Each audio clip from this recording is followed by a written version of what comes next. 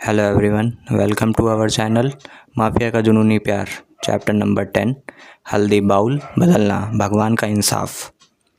आर्यन जैसे ही नीचे आता है वैसे ही वह रिग्रेट की तरफ रंग बदलता है। फिर अनिल जी के पास जाता है और उनसे कहता है, घबराइए मत ससुर जी, हम सब संभाल लेंगे। दरअसल इतनी जल्दी शादी को लेकर अनिल जी थोड़े परेशान हो रहे थे। फिर अनीस भी ऑफिस से जैसे ही सुनता है कि आर्यन और उसकी फैमिली आ गई है, वह भी ऑफिस से जल्दी ही घर के लिए निकल पड़ता है। चौहान मैंसन पहुंचकर बड़ी गर्म जोशी के साथ आर्यन और रवि खुराना को गले लगाता है और उनका स्वागत करता है। उनसे थैंक यू कहता है कि आप लोग हमारे बुलाने पर इतनी जल्दी आए, बहुत बहुत शुक्रिया। गौरी अपने कमरे में बैठी रो रही थी। वह बार बार विराज को फ़ोन ट्राई कर रही थी पर विराज का फ़ोन स्विच ऑफ जा रहा था। दरअसल विराज अभी फ्लाइट में था और वह इंडिया आ रहा था। राठौर कंस्ट्रक्शन। रुद्रांश अपनी बड़ी सी कुर्सी पर बैठा अपने सामने पड़े लैपटॉप को घूर रहा था। दरअसल उसके लैपटॉप पर गौरी के कमरे का वीडियो चल रहा था जिसमें कि वह गौरी को रोते हुए देख पा रहा था और उसने उसके कमरे में एक रिकॉर्डर भी लगाया था। जब वह एक रात पहले उसके कमरे में आया था तो वह बाथरूम में आने से पहले उसने गौरी के कमरे में कैमरे को रिकॉर्ड फिट कर दिया था।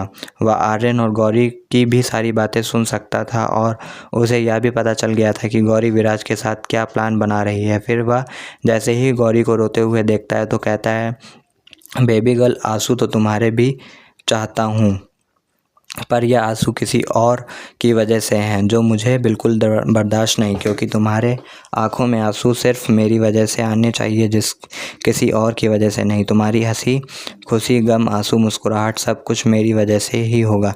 फिर वह एकदम से अपने आप से कहता है, या मैं क्या कर रहा हूँ, खुशी और मुस्कुराहट नहीं नहीं। फिर हैवानों वाली हंसी हंसकर कहता है, तुम्हें मुझसे सिर्फ और सिर्फ गम और दुख मिलेगा और फिर यह गम और दुख तुम्हारी वजह से किसी और को मिलेगा। पर फिर एक खतरनाक हंसी हंसता है और ऊंची ऊंची, द गेम इज़ नाउ। इधर चौहान मैंसन सब लोग डिनर टेबल पर बैठे थे। दरअसल रवि खुराना और उनके बेटे आर्यन खुराना डिनर करके अपने विला के लिए निकलने वाले थे। इंडिया में उनका एक बहुत बड़ा विला है जिसमें कि वह या 2 दिन रुकने वाले थे। अनिल जी ने उन्हें बहुत कहा पर उन्होंने कहा कि नहीं, वह अपने विला में ही रुकेंगे और फिर वहीं से बारात लेकर आएंगे। डिनर टेबल पर सब बैठे थे पर गौरी का मूड बहुत ऑफ था, पर यह सब देख पा रहे थे। लावड़िया को गौरी के लिए बहुत बुरा लग रहा था। उसने अनीस से बात करने की कोशिश की, अगर गौरी यह शादी नहीं करना चाहती तो उसे फोर्स मत करो, पर अनीस ने यह कहकर उसे चुप कर दिया कि तुम चाहती हो कि उसकी जान को खतरा हो। गौरी बिल्कुल सर झुकाकर चुपचाप बैठ जाती है। अनिल जी को भी यह देखकर बुरा लग रहा पर वह मजबूर थे। राठौर कंस्ट्रक्शन। रुद्रांश अपने असिस्टेंट राका को कुछ समझा रहा था और उससे कह रहा था कि बिल्कुल वैसा ही होना चाहिए जैसा मैं चाहता हूँ, वरना तुम्हें पता है कि क्या होगा। यह एक तरफ से राका को दी गई धमकी थी। राका अपना सर झुकाकर कहता है, ऐसा ही होगा चीफ। फिर राका जैसे ही बाहर निकलने लगता है वह पंकज से टकरा जाता है और पंकज उसे देखकर अजीब से मुंह बनाकर कहता है, देखकर नहीं चल सकते हो क्या। दरअसल राका और पंकज की बिल्कुल नहीं बनती। राका रुद्रांश जितना ही या यूं कह लें कि उससे भी ज़्यादा क्रूअल था। पंकज ठहरा तेरा सीधा साधा इंसान जो कि इन 2 शैतानों में फंस गया था। तो राका पंकज को अपनी एक आईब्रो रेस पर और कहता है, लगता है बहुत जी लिए खुशी खुशी, अब तुम्हें अपनी लाइफ में धमाके देखने की चाह है, तभी तो मेरे रास्ते में आ रहे हो। फिर उसे कंधे से धक्का मारकर एक साइड करता है और बड़े स्टाइल से गॉगल्स लगाकर वहां से निकल जाता है और पंकज बेचारा जरा सा राका के धक्के से ही गिरने वाला था। बड़ा ही मुश्किल से वह संभलता है और अपने आप से कहता है, देख लेना, किसी न किसी दिन भगवान ज़रूर इंसाफ करेंगे और तुम 2 शैतानों को भी फ़र्क पड़ेगा किसी के दुख और गम से। फिर रुद्रांश का केबिन का डोर नॉक करके अंदर चला जाता है। चौहान मैंसन। रात का टाइम। गौरी अपने रूम में बैठी विराज को याद कर रही थी और बार बार उसका फ़ोन ट्राई कर रही थी।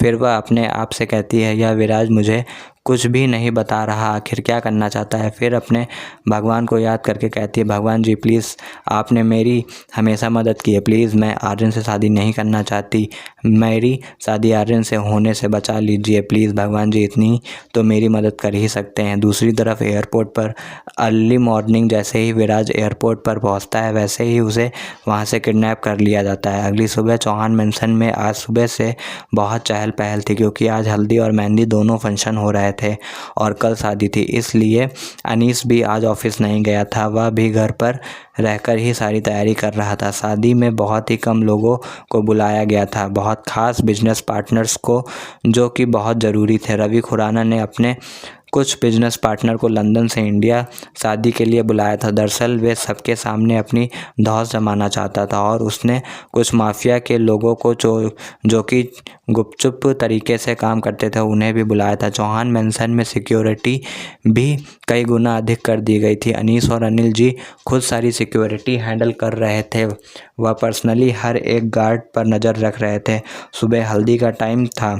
रवि खुराना, आर्यन खुराना और अपने कुछ मेहमानों के साथ चौहान मेंशन सुबह ही हल्दी के लिए आ गए थे। चौहान मेंशन के बड़े से गार्डन में एक तरफ आर्यन बैठा था और बीच में एक पतला सा पर्दा लगाया गया था और दूसरी तरफ गौरी बैठी थी। पहले हल्दी आर्यन को लगती और उसके बाद उसी की बची हुई हल्दी गौरी को लगनी थी, पर गौरी ना अंदर ही अंदर आंसू बहा रही थी और अपने भगवान को याद कर रही थी, भगवान जी प्लीज़ मेरी शादी नहीं होनी चाहिए। भगवान बड़ी नज़दीक से उसकी यह मनोकामना सुन रहे थे। आर्यन को जैसे ही हल्दी शुरू होती है, सबसे पहले रवि खुराना आर्यन को हल्दी लगाते हैं। धीरे धीरे करके अनीश लावड़े और अनिल जी भी फिर आर्यन को हल्दी लगाने के बाद वहीं हल्दी का बॉल गौरी की तरफ ले जाया जाता है। जैसे ही पर्दे के पीछे से हल्दी का बाउल गौरी की तरफ ले जाया जाता है, वैसे ही एक मेड़ हल्दी का बाउल बड़ी चालाकी से बदल जाती है। वह यह काम इतनी चालाकी से करती है कि किसी को कुछ पता नहीं चलता।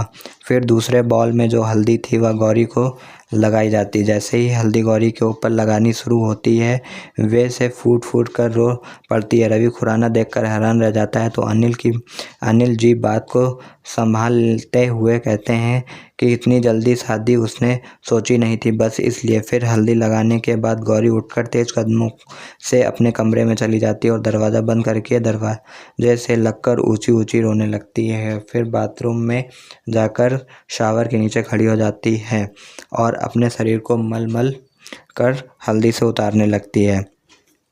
Please like, comment, share for interesting videos. Thank you.